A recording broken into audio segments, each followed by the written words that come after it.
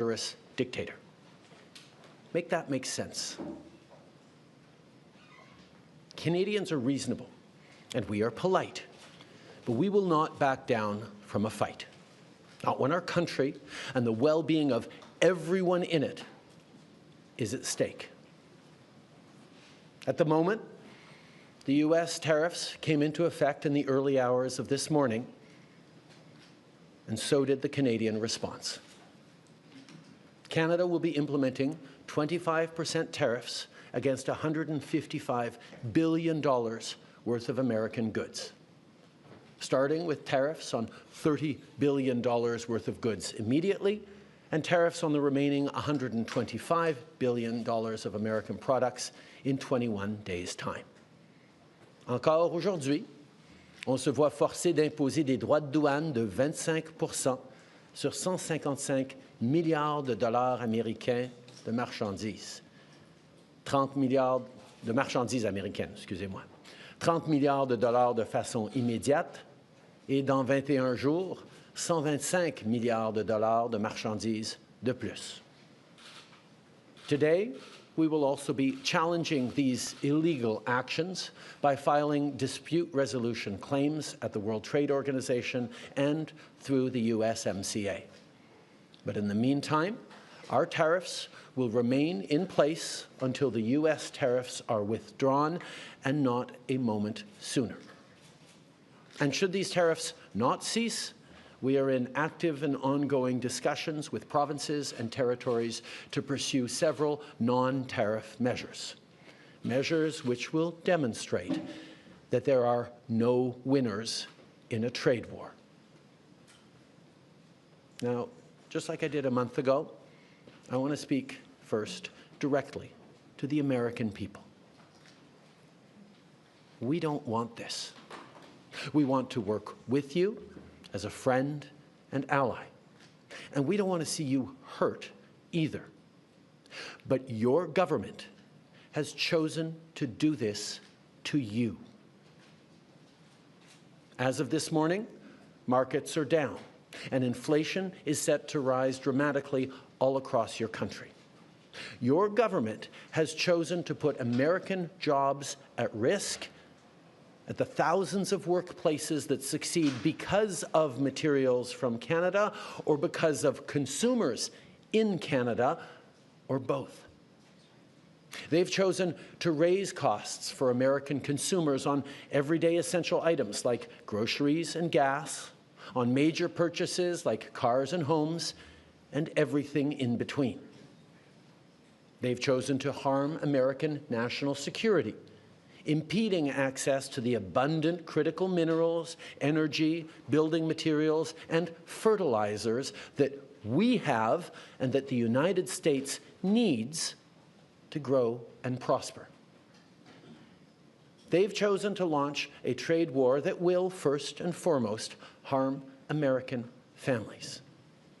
They've chosen to sabotage their own agenda that was supposed to usher in a new golden age for the United States. And they've chosen to undermine the incredible work we've done together to tackle the scourge that is fentanyl, a drug that must be wiped from the face of the earth. So on that point, let me be crystal clear.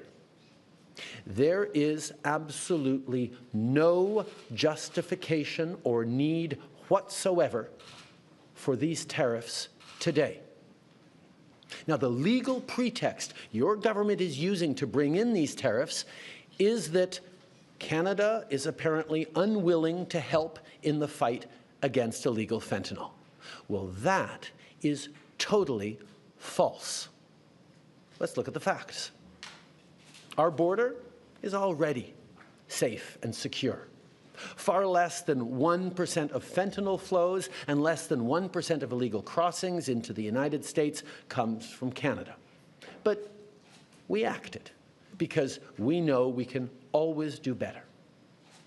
We responded to concerns, including from the President, by implementing an ambitious $1.3 billion border plan, A border plan that includes generational investments in new AI and imaging tools to stop the flow of fentanyl in its tracks, stronger coordination and information sharing with American agencies, along with the deployment of drones, helicopters, and additional personnel to keep our border secure.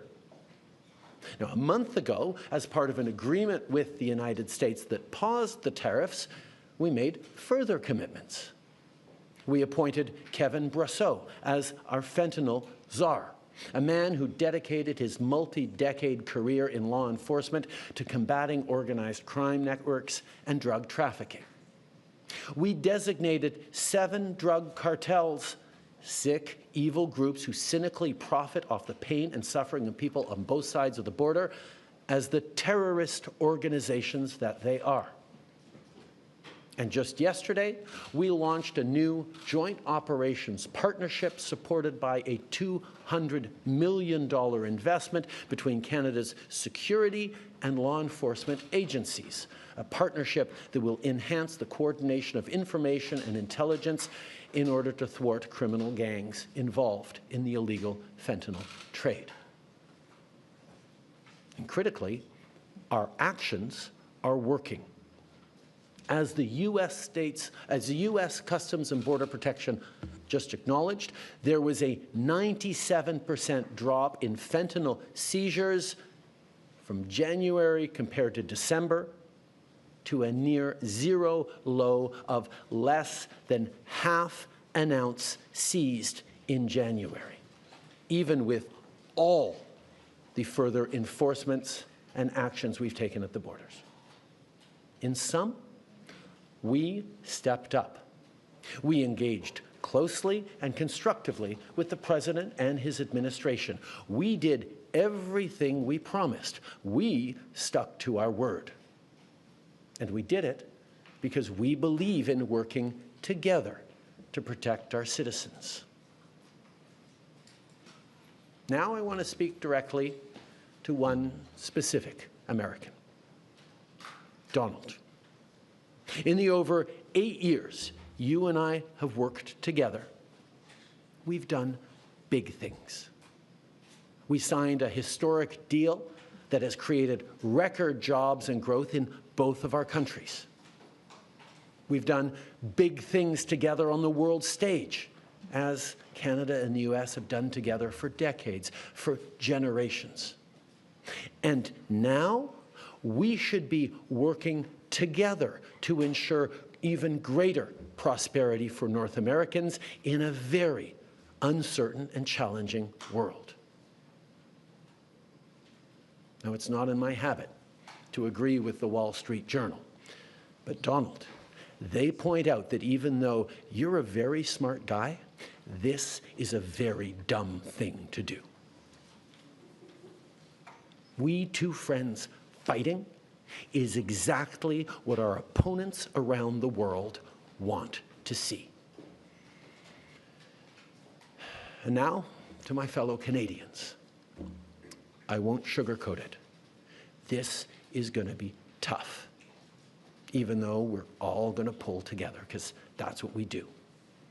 We will use every tool at our disposal so Canadian workers and businesses can weather this storm. From expanding EI benefits and making them more flexible to providing direct supports to businesses, we will be there as needed to help. But Canada, make no mistake, no matter how long this lasts, no matter what the cost, the federal government and other orders of government will be there for you. We will defend Canadian jobs. We will take measures to prevent predatory behavior that threatens Canadian companies because of the impacts of this trade war, leaving them open to takeovers. We will relentlessly fight to protect our economy. We will stand up for Canadians every single second of every single day, because this country is worth fighting for. Les derniers mois ont été stressants et honnêtement épuisants pour nous tous. Mais je crois qu'on peut être rassuré par l'incroyable solidarité dont on a tous été témoins entre nous. Solidarité entre nos entreprises, nos syndicats, notre société civile, les communautés autochtones et tous les Canadiens. L'ensemble de la société canadienne parle d'une seule voix pour qu'on se fasse entendre de nos partenaires américains, pour illustrer que l'imposition de droits de douane, c'est une très mauvaise idée. En même temps, on travaille à l'interne pour faire tomber les obstacles au commerce entre nos provinces et territoires. On travaille pour rejoindre de nouveaux marchés à travers le monde, pour bâtir une économie toujours plus forte et plus résiliente. Dans les dernières années, j'ai eu plusieurs occasions de discuter avec des leaders du monde entier. Mon message est toujours le même. Le Canada est un partenaire fiable et notre porte est grande ouverte. Dans les dernières semaines, on a aussi redoublé d'efforts pour renforcer nos liens avec le Mexique, qui a lui aussi été frappé par ces tarifs. Ensemble, on va chercher de nouvelles façons de collaborer et de s'appuyer l'un sur l'autre pour faire face à cette menace. Face à l'incertitude, face à l'inquiétude, les Canadiens ont fait preuve de tellement de solidarité. Je vous ai vu partager des listes de produits canadiens pour aider vos proches à appuyer les entreprises d'ici. Je vous ai vu changer vos plans de vacances et opter pour des magnifiques destinations touristiques qu'on a ici chez nous, au Canada. Je vous ai vu redoubler d'efforts pour soutenir nos petites entreprises et nos travailleurs. Je vous ai vu vous porter à la défense de notre culture et la faire rayonner. Je vous ai vu encourager nos athlètes avec une ferveur sans précédent. Moi qui croyais que je ne pouvais pas être plus fier de notre pays et de mes compatriotes. Mais j'ai encore quelque chose à vous demander. Lâchez pas. C'est le moment de redoubler d'efforts, de se tenir debout pour notre pays, de faire tout ce qu'on peut pour choisir le Canada, pour défendre le Canada. On va passer ensemble à travers des moments difficiles. Mais après vous avoir vu aller dans les dernières semaines, j'ai jamais été aussi optimiste quant au futur de notre beau pays, malgré tous les défis qu'on va être en train de vivre ensemble. Le Canada reste le meilleur pays sur Terre. On a tellement de raisons d'être fiers de notre chez-nous, de ces quelques arpents de neige. Mais surtout, je suis fier de notre capacité à nous serrer les coudes quand vient le temps. Les Canadiens ont différentes origines, différentes langues, différentes croyances. Mais quand vient le temps de défendre notre pays, on le fait d'une seule voix, main dans la main. À travers vents et marées, les Canadiens peuvent toujours compter les uns sur les autres. Now, we've been through tough spots before. But every time we've faced long odds and seemingly insurmountable obstacles, we've not only survived, we've emerged stronger than ever. Because when it comes to defending our great nation, there is no price we all aren't willing to pay. And today is no different. Merci beaucoup, mes amis. Thank you very much, Mr. Prime Minister. Merci beaucoup. We will now take 20 minutes of questions. Nous prendrons 20 minutes de questions. One question, one follow-up. Une question, un suivi. Merci. Hi, Prime Minister. Tom Perry with CBC. You're reaching out to the President today. You're speaking directly to him. We heard from U.S. Vice President J.D. Vance, who says that Donald Trump will be speaking to Canadians. And he also says that he wants to see more progress on fentanyl. So my question to you is, do you have any conversation scheduled with Donald Trump in the coming days? Is that something maybe your successor should do? And do you really believe that this is about fentanyl, or is there something larger at play here? I have offered to speak to Donald over the past number of days, and I expect to speak with him in the days to come. I'm always there to talk with him about the importance of working together to take on the world at this time.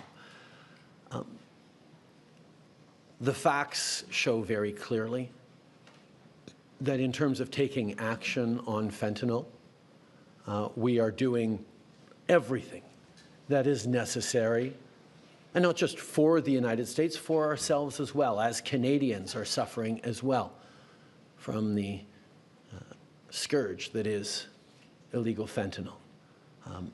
We have laid out extensive plans, actions, cooperations, including as recently as the past days in Washington, and they have always been very well received. And the numbers bear that out. I think in what President Trump said yesterday, that there is nothing Canada or Mexico can do to avoid these tariffs, underlines very clearly what I think a lot of us have suspected for a long time, that these tariffs are not specifically about fentanyl, even though that is the legal justification he must use to actually move forward with these tariffs. Monsieur Trudeau, en français, à part l'allocution que vous avez eue envers Monsieur Trump, lui avez-vous parlé au cours des derniers jours, des dernières heures?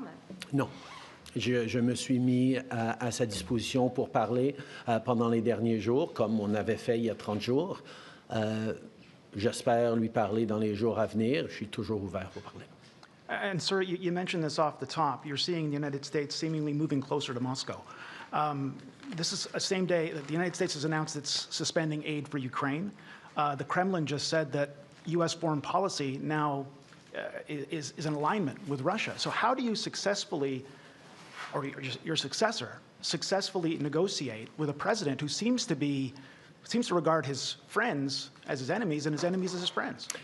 In this regards, Canada and Canadians are very clear. We know who our friends are.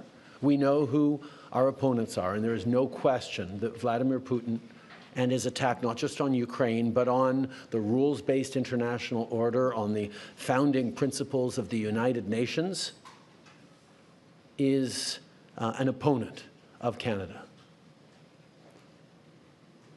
I think the question that we all need to be watching closely is, what do the American people think? How do Americans feel about jettisoning one's friends and allies in favor of a country that has never wished Americans well and continues to act in ways that harm the global economy and specifically the American economy and American values and principles? Bonjour, M. Trudeau. Valérie Gavage de Radio-Canada. J'aimerais vous entendre sur les programmes d'aide. Au Québec, on parle de 160 000 emplois qui pourraient être perdus. M. Ford a dit ce matin, dans 8 à 10 jours, il y aura des mises à pied dans les usines d'auto. Est-ce qu'il y a quelque chose sur la table aujourd'hui qui peut être annoncé pour les Canadiens, ne serait-ce que de limiter le délai pour avoir accès à l'assurance-emploi? Il y a des choses qu'on va regarder immédiatement sur l'assurance-emploi, mais je veux rappeler aux gens que notre but, c'est pas de trouver des façons pour que les Canadiens puissent passer à travers de ces moments difficiles, c'est d'empêcher ces moments difficiles de durer plus que le temps minimum nécessaire. Si on peut faire enlever ces tarifs demain, c'est ce qu'on va essayer de faire. Notre priorité, c'est de mettre fin à cette guerre économique. Et le fait que des Américains, dès aujourd'hui, font faire face à des mises à pied, vont faire face à des problèmes au niveau de leurs produits de consommation, va nous aider à mettre fin à ces défis le plus rapidement possible. Mais effectivement, on est en train de regarder toutes sortes de choses que nous pourrons faire si effectivement ces tarifs durent plus longtemps qu'une journée ou deux, même avec des actions quasiment immédiates sur l'assurance-emploi qu'on va regarder aujourd'hui même.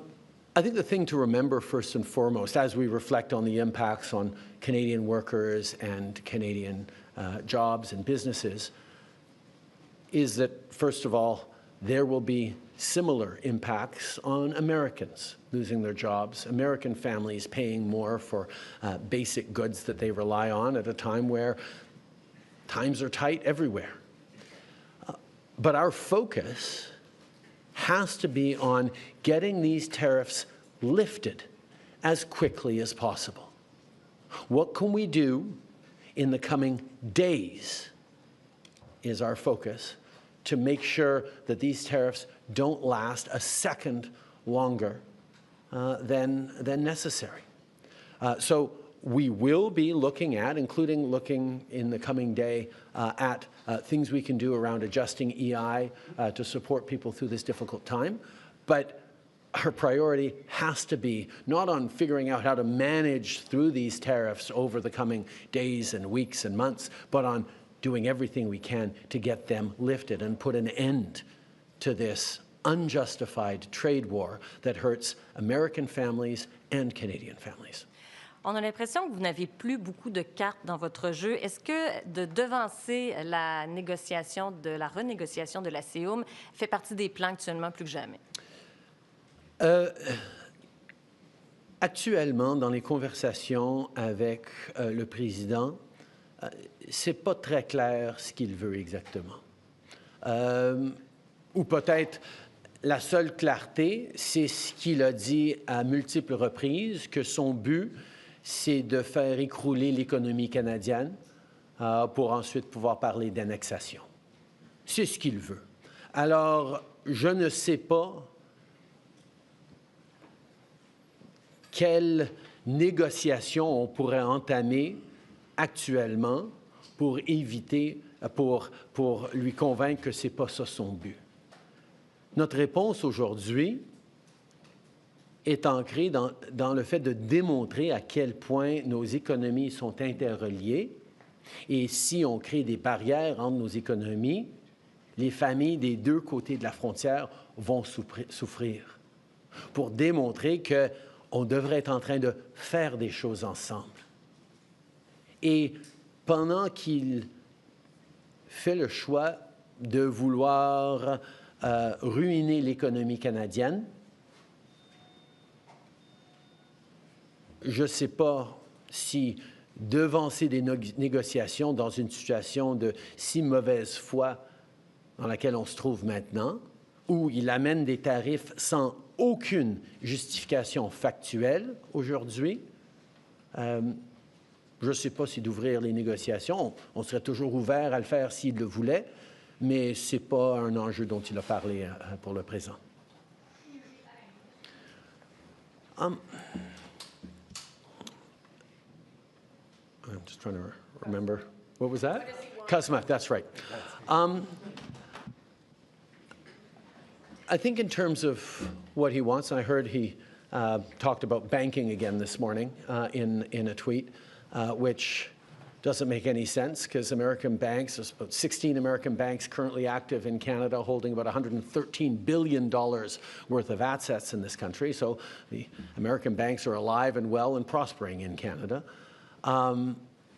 It's an example of not really being able to see what it is that he wants, because even the excuse that he's giving for these tariffs today of fentanyl is completely bogus, completely unjustified, completely false. So we actually have to fold back on the one thing he has said repeatedly, that what he wants is to see a total collapse of the Canadian economy, because that'll make it easier to annex us, is the second half of his thought. Now, first of all, that's never going to happen. We will never be the 51st state. But yeah, he can do damage to the Canadian economy, and he's started this morning. But he is rapidly going to find out, as American families are going to find out, that that's going to hurt people on both sides of the border. Americans will lose jobs.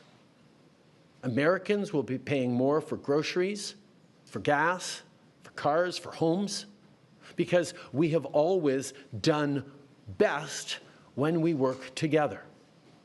So we are, of course, open to starting negotiations on the customer review, but let us not fool ourselves about what he seems to be wanting. And I will admit, I have been holding out hope that these tariffs were just a clever negotiating ploy that would have the impact that they're having now without even bringing them in over the past weeks as we've seen order books dry up for Canadian companies from American customers, as we've seen expansion plans in Canada put on hold, as we've seen people choosing to invest in the United States over the past weeks because of the threat of tariffs.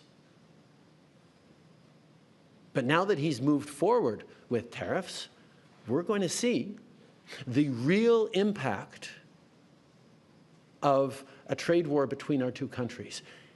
And that impact will be to hurt American families. Prime Minister Dominic LeBlanc with the Toronto Star. I hope you can be as specific as possible for a number of these points.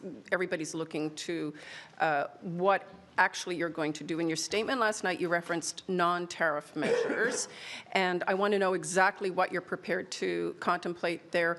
And given that your likely successors, both Carney and Poilievre, have said it should be dollar-for-dollar retaliatory tariffs, that's on $600 billion worth of American imports. If you were to do that, is that on or off the table? I will be sitting down, as I have every week for the past many, many weeks, with the premiers this afternoon to talk about our individual, combined and collective response to this. As we've put on the table, the federal government has $155 billion worth of tariffs that we can move forward with immediately and that we will be moving forward with both now and 21 days from now to give Canadian companies time to adjust their supply chains to not be overly impacted by this. But there are many other things that have been surfaced by different premiers in different approaches that we can look at. One, for example, is around purchasing and around suppliers and around contracts, whether it's municipal, provincial, or federal, with American companies. There are many different things that we've been looking at, and that conversation with the premiers this afternoon is going to be very, very important. But I can tell you what we have seen is Canadians across provinces and territories, across political lines, are united in knowing that this is a time to hit back hard and to demonstrate that a fight with Canada will have no winners. And the sooner we can get past this fight, back to working together to take on the world, as our two countries always have, the better we'll all be. To what extent have you turned or gotten cooperation from any other allies to exact more pain on the U.S., to accelerate getting to a solution? And are you concerned that Mexico appears to be trying to do their own thing maybe next Sunday?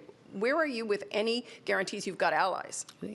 I've just spent quite a bit of time over these past couple of weeks meeting with European and international allies to talk about a number of different things, including standing up for the rules-based order by defending Ukraine, but also being there for each other in a more challenging and uncertain world.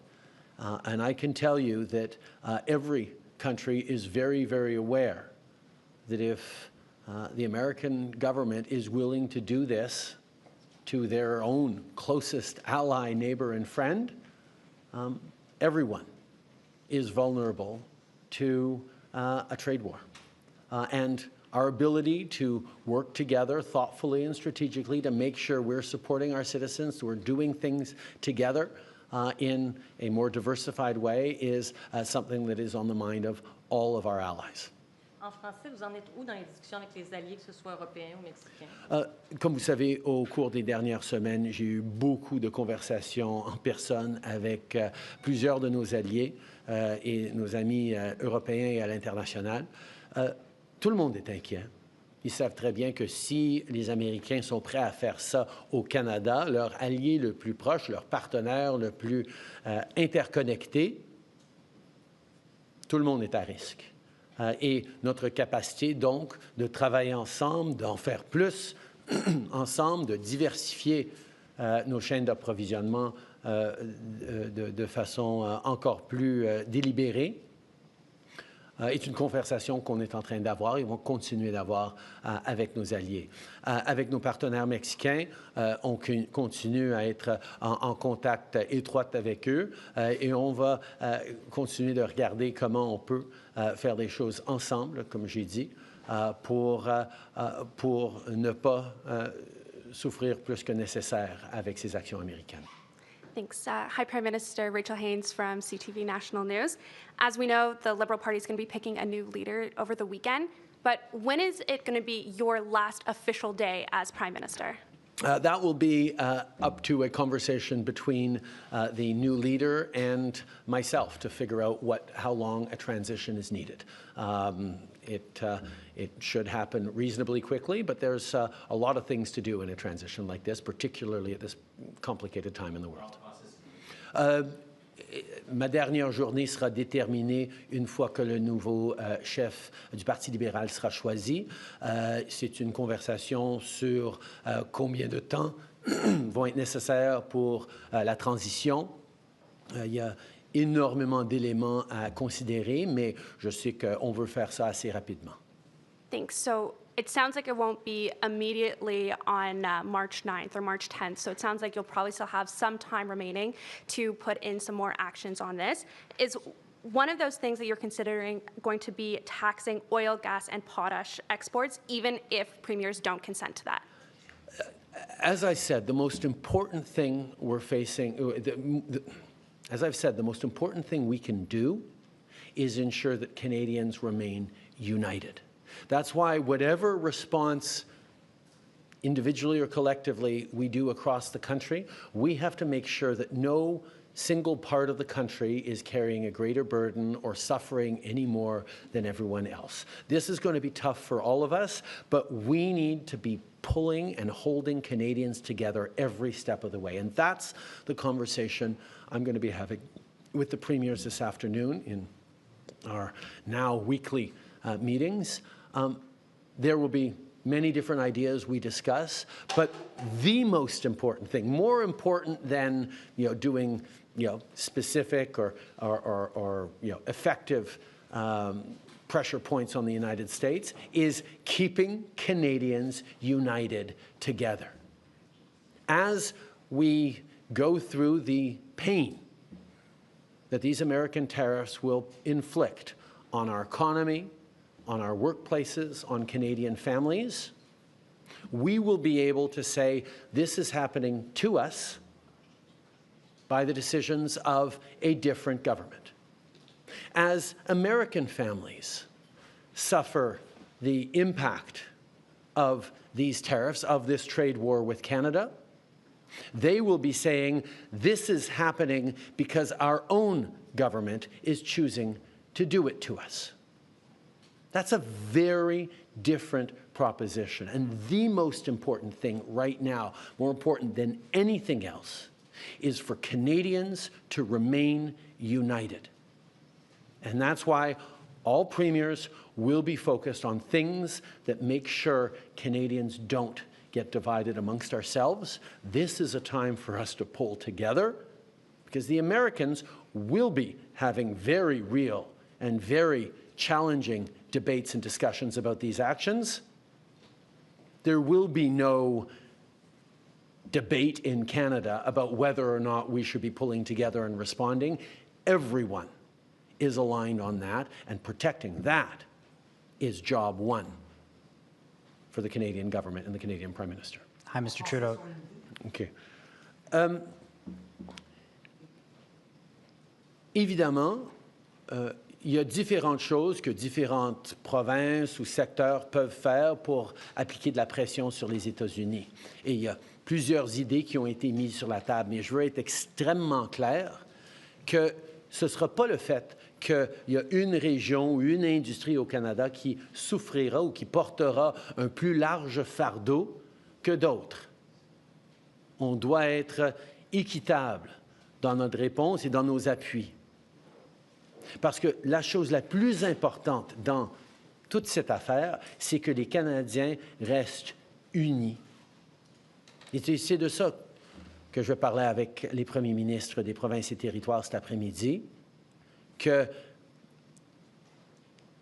l'unité de mission et de courage et de détermination dont les Canadiens vont faire preuve dans les jours et semaines à venir va être notre arme la plus effective.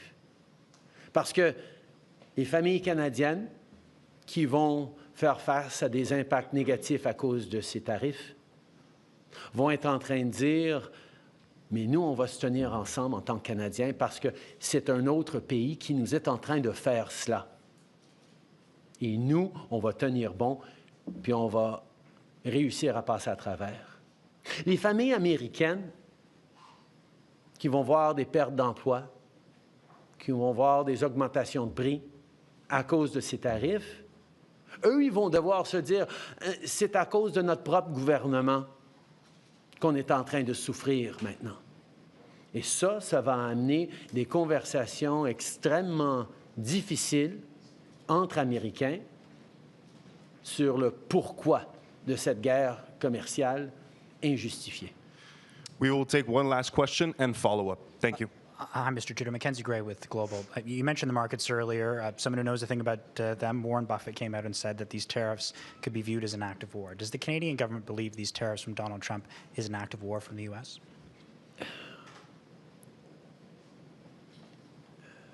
Canadians are not angry at the American people for this. We don't have anything against Americans. Americans are our neighbors, our friends, our partners. We do things together. We've done things together for decades and generations. This is a policy decision by the American government designed to go after the Canadian economy. This is a trade war, yes. But Canadians are hurt. Canadians are angry.